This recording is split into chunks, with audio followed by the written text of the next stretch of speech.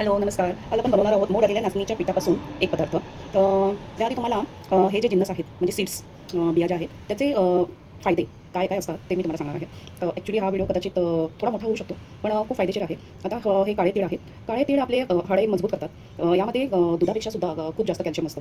त्यामुळे आपले हाडाचे आरोग्य जे असतं ते खूप सुधारण्यामध्ये आपल्याला मदत मिळते आणि सांधेदुखी वगैरे जे असतं त्याच्यापासून आपल्याला आराम मिळतो. तसेच काळे तीळ जे आहे ते केसांसाठी सुद्धा खूप फायदेशीर आहे. त्याच्यामध्ये व्हिटॅमिन ई आणि अँटीऑक्सिडंट्स असल्यामुळे केस लवकर सफेद होत नाही आणि त्वचेला एक नैसर्गिक चमक मिळते, शाईन येतात केसांना.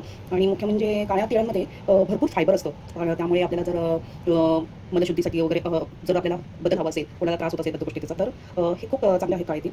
आणखीन एक महत्त्वाची गोष्ट म्हणजे रक्तदाब आणि हृदय निरोगी राहते. यातील याच्यामध्ये मॅग्नेशियम पण असते आणि लिग्नॅस रक्तदाब नियंत्रित ठेवण्यामध्ये आणि कोलेस्ट्रॉल कमी करण्यासाठी सुद्धा खूप मदत होते. तर हे जास्त खायचे नाही आहेत काळे तीळ, कारण हे खूप उष्ण असतात. त्यामुळे तुम्ही शक्यतो हे पावसाळा आणि हिवाळा ह्या सीझनमध्ये तुम्ही खाऊ शकता. तसेच हे आहेत सफेद तीळ. सफेद तीळमध्ये सुद्धा कॅल्शियम खूप असते. त्याच्यामुळे सुद्धा आपले हाडं मजबूत होतात. परत आपले हृदय निरोगी राहते आणि ह्याच्यामध्ये अनसॅच्युरेटेड फॅट्स असतात. त्यामुळे जर आपल्या शरीरामध्ये जर खराब कोलेस्ट्रॉल असेल तर ते कमी करण्यामध्ये आपल्याला सफेद तिळांचा खूप फायदा होतो. परत ज्यांना डायबिटीज असेल तर आपली साखर, शरीरातली साखर म्हणजे रक्तामधली जी साखर असते ती नियंत्रणात ठेवण्यासाठी खूप मदत होते. आणि दुसरा एक फायदा आहे, ह्याच्यामध्ये व्हिटॅमिन ई असतात, झिंक असतो. त्यामुळे आपल्या स्किनसाठी खूप फायदेशीर आहे. तसेच केस गळतीसाठी सुद्धा खूप फायदेशीर आहे. आता हे आहे कलिंगडाच्या बिया. याचे सुद्धा खूप फायदे आहेत. कलिंगडाच्या बियांमुळे याच्यामध्ये सुद्धा मॅग्नेशियम आहे, फायबर आहे. परत आपल्या शरीरामध्ये जर साखर असेल रक्तामध्ये तर ते त्याची लेवल राखण्यासाठी ह्या कलिंगडाच्या बिया खूप आपल्याला फायदेशीर आहेत. आणि मुख्य म्हणजे ह्या बियांचा मेन स्रोत हे आहे की तुम्ही जर ह्या बिया खाल्ल्या किंवा तुम्ही लहान मुलांना सुद्धा ह्या बिया दिल्या की त्यांच्या मेंदूची वाढ खूप छान होते आणि त्वचा आणि केसांसाठी तर हे फायदेशीर आहेतच. दुसरं आहेत हे भोपळ्याच्या बिया. ह्याच्यामध्ये हे भोपळ्याच्या बिया प्रोटीनसाठी खूप चांगले आहेत आणि रोगप्रतिकारक शक्तीसाठी खूप चांगले. याच्यामध्ये सुद्धा मॅग्नेशियम असते. आपल्याला आपली जी रोगप्रतिकारक शक्ती जी असते ती वाढते आणि आपल्याला आजारापासून दूर ठेवते. तसेच ह्याच्यामध्ये ओमेगा 3 फॅटी ॲसिड असल्यामुळे कोलेस्ट्रॉल जर असेल तर तुम्ही ह्या बिया तुम्ही खाऊ शकता. आणि ह्याच्यामध्ये मॅग्नेशियम आहे, फॉस्फरस आहे, त्यामुळे आपली हाडे जे असतात ती मजबूत राहतात. आणि तसेच तुम्हाला मी ह्याच्यामध्ये सांगितलं की ह्या ज्या बिया जर तुम्ही खाल्लात तर आपले वजन नियंत्रणात राहते. आणि मधुमेहासाठी तर हे खूपच उपयोगी आहे. म्हणजे हे एक प्रकारे इन्सुलिनचं काम करते. तर ज्यांना मधुमेह आहे तर त्यांनी ह्या जर बिया खाल्ल्या तर त्यांच्यासाठी खूप फायदेशीर आहे. या आहेत सूर्यफुलाच्या बिया. तर ह्याच्यामध्ये सुद्धा फॅटी ॲसिड, मॅग्नेशियम, परत आपला LDL खराब कोलेस्ट्रॉल हे कमी करण्यासाठी सनफ्लॉवर सीड्स, सूर्यफुलाच्या बिया खूप फायदेशीर आहेत. तसंच त्याच्यामध्ये सुद्धा व्हिटॅमिन ई, झिंक, सेलियम यासारख्या अँटीऑक्सिडंट्स असल्यामुळे शरीराची रोगप्रतिकारक शक्ती वाढते. आणि केसांसाठी, त्वचेसाठी सुद्धा खूप चांगलं आहे, कारण ह्याच्यामध्ये सुद्धा व्हिटॅमिन ई असतं. तर तुम्ही विचार करा की आपल्याला व्हिटॅमिन किती पदार्थांमधून आपल्याला मिळतं आणि त्यापासून ह्या सर्व बियांचा आपल्या शरीराला किती फायदा होऊ शकतो. रोज जर तुम्ही ह्याच्यातलं थोडं जर तुम्ही खाल्लं तरी सुद्धा तुमच्या शरीरातली रोगप्रतिकारक शक्ती, मेंदूची वाढ, त्वचासाठी, केसांसाठी हे खूप फायदेशीर आहे. तर तुम्ही हे करू शकता. तसंच मी आता तुम्हाला मेन जे आहे चिया सीड्स आणि हलीम हे आहे. हे बघा, चिया सीड्स आणि हनी मी हे भिजत ठेवले होते. चिया सीड्समुळे आपल्याला जी वारंवार भूक लागते आणि खाण्याची इच्छा होते ती रोखण्यासाठी मदत होते चिया सीड्समुळे. आणि त्यामुळे आपलं वजन नियंत्रणात राहतं आणि आपली जी पचनक्रिया असते ती सुधारण्यामध्ये मदत होते. हाडांची मजबूती, परत हृदयाचे आरोग्य, तसेच रक्ताची साखर हे सगळं नियंत्रित करण्यासाठी चिया सीड्सचा खूप फायदा होतो. तसंच हलीम जे आहे ते रक्त वाढवते आणि ह्याच्यामध्ये सुद्धा लोह, आयर्न असल्यामुळे आपले हाडं मजबूत होतात. परत आपल्या शरीरातले हिमोग्लोबिन वाढवण्यास खूप मदत होते. आणि केसांसाठी, त्वचेसाठी सुद्धा हलीम खूप फायदेशीर आहे. त्याच्याने सुद्धा पचनशक्ती सुधारते. तर शक्यतो हा जो पदार्थ आहे हलीम तो तुम्ही थंडीच्या दिवसामध्ये म्हणजे थंड जेव्हा वातावरण असेल, तर पावसाळा असेल, हिवाळा असेल, त्यावेळी तुम्ही हे खाऊ शकता. आणि ह्याच्यामुळे खूप फायदा होतो. आपल्या शरीरामध्ये खूप वेगळा बदल होतो. रोज नाही खाल्लं तरी तुम्ही आठवड्यातून 3 दिवस जरी तुम्ही हे खाल्लं किंवा आठवड्यातून एकदा जरी तुम्ही हे खाल्लं तरी तुमच्यासाठी खूप फायदेशीर आहे. तर तुम्ही हे नक्की ट्राय करा.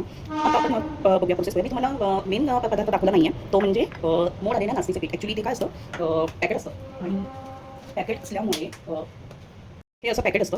ॲक्च्युली ते बॉक्समध्ये येतं, स्प्राउटेड रागी फ्लोअर. तर हे लहान मुलांसाठी खूप खूप म्हणजे खूप फायदेशीर आहे. लहान मुलांना तुम्ही पेज बनवून दुधामध्ये मिक्स करून शिजवून थोडंसं ते तुम्ही लहान मुलांना देऊ शकता. त्याच्यामध्ये हे सीड्स टाकायचे नाही आहेत. लहान मुलांना जे 9 महिन्याचं बाळ आहे किंवा 6 महिन्याचं बाळ आहे त्या बाळाला तुम्ही हे देऊ शकता पेज बनवून दुधामध्ये मिक्स करून.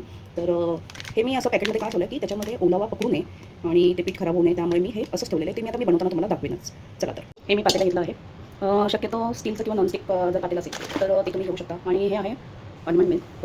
मी माझ्यासाठी अल्मंड मिल्कच वापरते. तुम्ही साधं मिल्कसुद्धा वापरू शकता. तर आपण अंदाजे 1 ते 2 कप मिल्क टाकणार आहोत. कमी पडलं तर पुन्हा आपण टाकू शकतो. मी अंदाजाने टाकते. हे अंदाजाने 2 कप मिल्क आहे. आता आपण गॅस चालू करूया.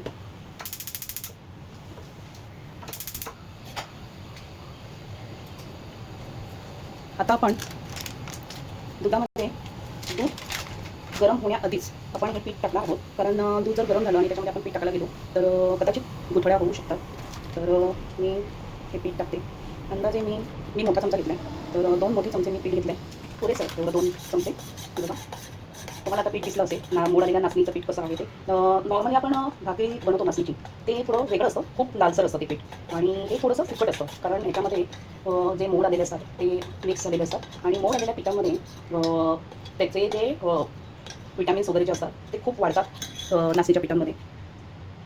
कारण त्याच्यामुळं आणि ते मोड आणल्यामुळे ना नाचणीचं पीठ बऱ्यापैकी खूप हलकं झालेलं असतं.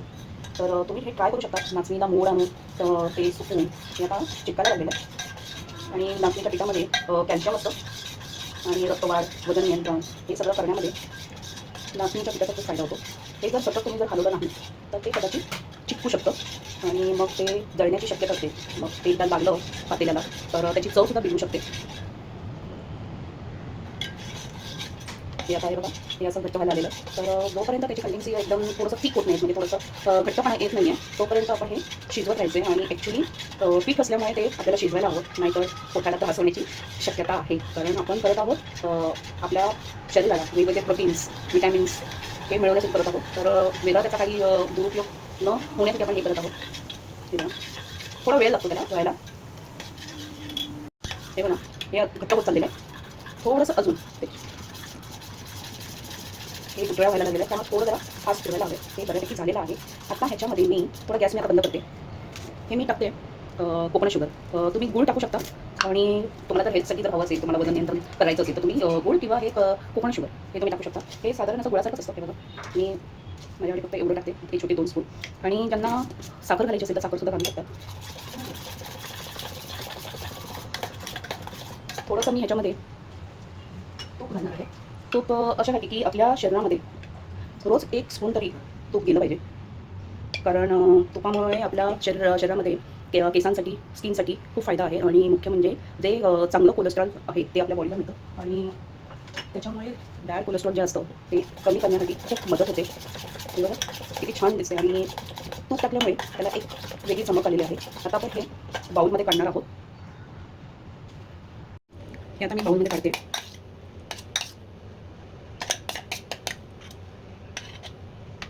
आता याच्यामध्ये आपण जे भिजत घातले होते चिया सीड्स आणि हनी हे थोडे मिक्स करणार आहोत आणि ते आपण याच्यामध्ये 2 चमचे घातले आणि वरून आपण हे जे सीड्स आहेत ते आपण टाकणार आहोत.